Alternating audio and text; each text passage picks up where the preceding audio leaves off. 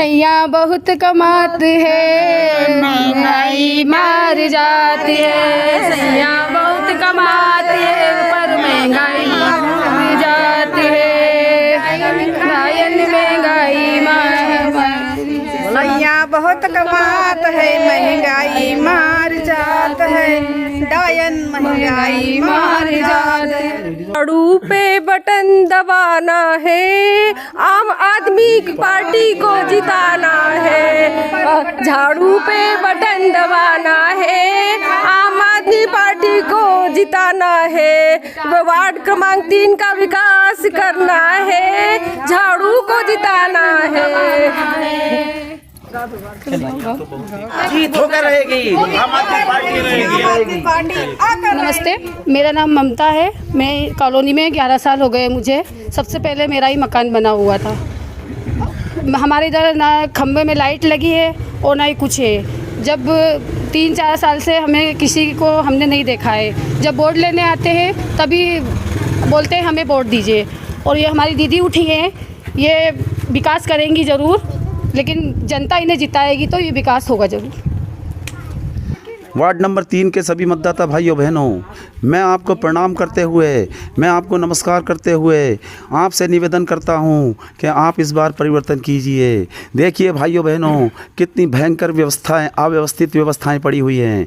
रोडों पे दलदल पड़ा हुआ है, रोड के पते नहीं हैं, स्वच्छ पेयजल की व्यवस्था नहीं है, लाइट के तार उल्टे पुल्टे पड़े हुए हैं, जिसमें 1100 पावर की लाइट सप्लाई हो रही है, जिसमें जान माल का नुकसान बना हुआ है। तो मेरे मतदाता भाइयों बहनों, इस बार आप झाड़ू को साथ दें। झाड़ू सफाई का काम करता है। झाड़ू हमारे हिंदू धर्म में लक्ष्मी का रूप माना गया है, और गलती से भी यदि इसमें ठोकर लग जाती है तो हम सभी लोग उसको ढोक देकर उसको नमन करते हैं। तो मतदाता भाइयों बहनों, इस बार आप झाड़ू पर भारी से भारी वोट दबाकर, बटन दबाकर मेरी जीत दिलाएं। अब मैं आपसे कहना चाहता हूं कि हमारा देश आज़ाद होकर 75 साल हो गए, और आज़ादी दिलाने वाले उन महान बहादुरों ने अपनी जान देकर हमें आज़ाद किया और हमें आज़ाद मुल्क छोड़ के गए। तो उनकी एक ही अभिलाषा थी, वह कह के गए थे भारत की जनता से और भारत की सरकारों से कह के गए थे कि हिंदुस्तान बना मत देना लाशों पर इंसानों की, हिंदुस्तान बना मत देना लाशों पर इंसानों की, कथा कलंकित हो जाएगी पुरखों के बलिदानों की। और राष्ट्रभक्ति का मंदिर जिस दिन टूट गया बेताबी में, तो भगत सिंह की लाश के टुकड़े तड़प उठेंगे रावी में। मतदाता भाइयों बहनों, मेरे भारत के नागरिकों, मेरे देश के नागरिकों, हिंदुस्तान ऐसा मत बना देना, हिंदुस्तान ऐसा मत बना देना, हिंदुस्तान बना मत देना लाशों पर इंसानों की, हिंदुस्तान बना मत देना लाशों पर इंसानों की, कथा कलंकित हो जाएगी पुरखों के बलिदानों की। और राष्ट्रभक्ति का मंदिर जिस दिन टूट गया बेताबी में, तो भगत सिंह की लाश के टुकड़े तड़प उठेंगे रावी में। है मेरे मतदाता भाइयों बहनों, आप ईवीएम में बटन दबाते समय झाड़ू का ध्यान रखें, झाड़ू पर बटन ज़्यादा से ज़्यादा दबाएं। मैं आपको समस्त सरकारी योजनाओं का लाभ दिलाकर रहूँगा। प्रधानमंत्री आवास योजना में जो पैसा स्वीकृत होता है वो बहुत बड़ी धनराशि है, मैं आपको उसको दिला के रहूँगा। जितने भी लाभार्थी लोग हैं मैं उनको लाभ दिलाऊंगा। सरकार की योजनाएं खुली पड़ी हुई हैं, उनको दिलाने वाला योग्य व्यक्ति चाहिए। मैं आपको समस्त सरकारी लाभों से आपको लाभान्वित करवाऊंगा मेरे मतदाता भाइयों बहनों। इसलिए अभी तक आपको एक योग्य शिक्षित आदमी पार्षद नहीं मिला है। पार्षद का काम होता है सरकार के बीच और जनता के बीच की वह कड़ी होता है। जनता के सारे दुख दर्द वह सरकार के मध्य रखे, सरकार उसको हल करना चाहती है लेकिन व्यक्ति रख नहीं पाता है। इसलिए मैं आपकी तकलीफ़ों को बहुत मजबूती के साथ सरकार के सामने रखूंगा, और मैं चाहूँगा कि आप अब मेरा अपनी समस्याओं को हल करने के लिए आप मेरे झाड़ू के बटन पर मुझे जीत दिलाएं, ताकि मैं आपके लिए कुछ कर सकूं। जय हिंद, जय भारत।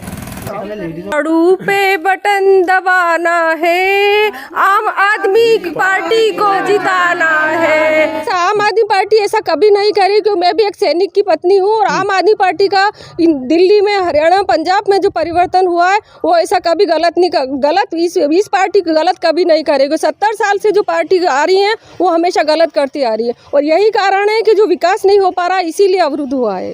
क्या लग रहा है, विकास होगा? होगा। बिल्कुल। पहले क्यों नहीं हुआ? पहले नहीं करे लेकिन अब ये करेंगे। पहले क्यों नहीं हुआ? सवाल जवाब दीजिए, पहले क्यों नहीं? पहले आप तो लोग- पार्टी आई और अपना जेब भर के चली गई और कुछ विकास तो किया नहीं उन्होंने आज तक। तो आप लोग उस समय समझ नहीं पाए? और समझ अभी इतने लोगों में नहीं थी, लेकिन अभी जनता जागरूक हो गई है। अब क्या होगा? अब हमने ये अपने बीच से खड़ी की है, ये हमारी माँ समान है, इनको हमने अपने बीच से लेके खड़ा किया है, तो विश्वास है हमें कि ये हमारी हैं, ये विकास करेंगे। पहले जो प्रत्याशी जीत कर आए थे पिछले 5 साल, हम ज्यादा की बात नहीं कर रहे हैं, वो पुरानी पार्टियां चली आ रही थी ना, ये आम आदमी पार्टी अभी यहाँ पे नई है। यहाँ पे यहाँ से 3 ऐसे नेशनल पार्टी हैं जो चुनावी रणभूमि में खड़े उतरे हैं, और बाकी जो 4 ऐसे निर्दलीय खड़े हुए हैं। किनको आप देखना चाहती हैं यहाँ से?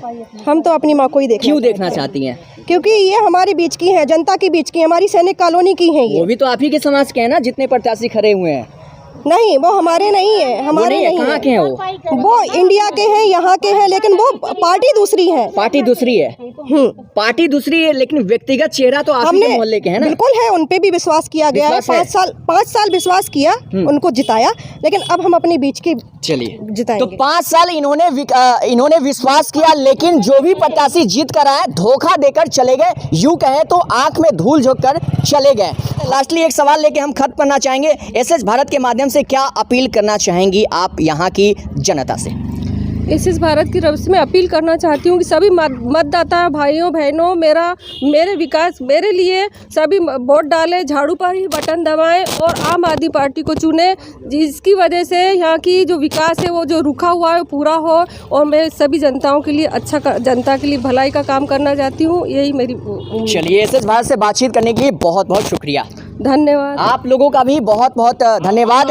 फिलहाल आम आदमी पार्टी जिंदाबाद, आम आदमी पार्टी जिंदाबाद, इस बार जीत होकर रहेगी, इस बार जीत होकर रहेगी। फिलहाल ये तस्वीर आप देख रहे हैं भोपाल मध्य प्रदेश के वार्ड नंबर 3 से ये चुनावी कवरेज आप देख रहे हैं। यहाँ पे कुल 7 प्रत्याशी चुनावी रणभूमि में खड़े हुए हैं। हालांकि इस चुनावी दंगल में किसका होगा मंगल, ये 6 तारीख के बाद पता चल जाएगा, यानी 6 जुलाई के बाद पता चल जाएगा। मतदान होगा, उसके बाद मतगणना और उसके बाद नतीजे आएंगे। फिलहाल बने रहिए, हमेशा देखते रहिए सही गलत का सिलेक्शन, भोपाल नगर इलेक्शन।